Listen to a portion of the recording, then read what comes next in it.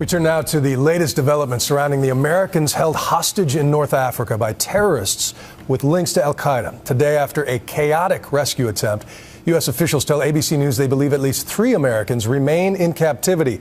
ABC's chief global affairs correspondent Martha Raddatz has the latest details. Tonight, somewhere in this sprawling natural gas complex in one of the most remote parts of the Sahara Desert, some Americans, along with at least 15 others, including British and French, are being held hostage by Islamic militants.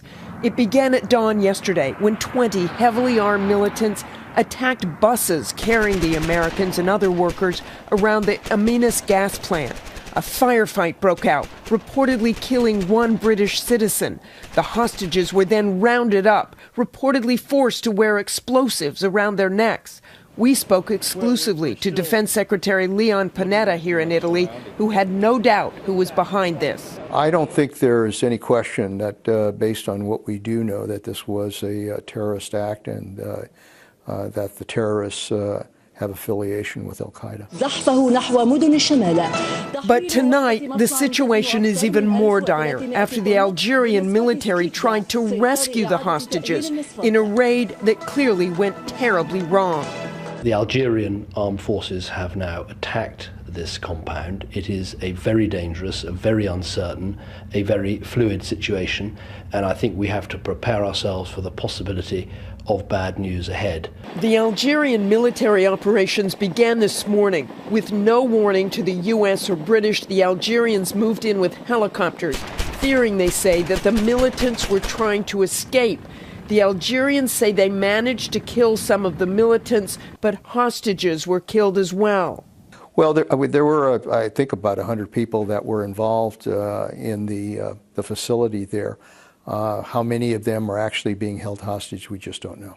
At least some of the Americans did manage to escape, as well as Irish worker Stephen McFall. McFall told his family how he leapt to safety from his vehicle after it came under bombardment. What are you going to do? Are you going to have a party? Are you going to give him a big hug? I'm going to give him a big hug and a party.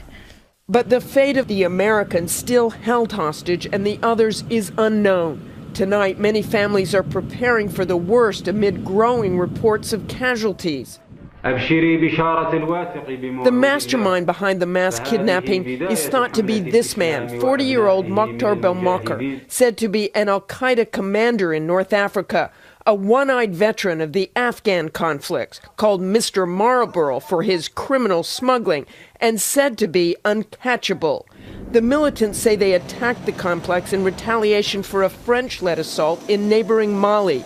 France intervened last week to repulse an Islamic insurgency that was threatening the capital, opening up a new front in the war on terror. This attack against Western interests and against Western lives in particular will have huge consequences on the whole region. The global war on terror, which has so far focused on countries like Iraq and indeed Afghanistan, is now shifting in Africa. One jihadist leader warned that the French action had opened the gates of hell. There is no proof of the link, but many believe it is not a coincidence. It's a direct consequence of the French intervention in the ongoing crisis in Mali. Algeria has openly supported the French intervention, and it seems that it's a revenge attack against such a support. But in this complex tonight in Algeria, the situation is far from over. A U.S. surveillance drone is now flying overhead, and U.S. officials are hoping that somehow those hostages still inside can make their way out alive. For Nightline, I'm Martha Raddatz in Vicenza, Italy.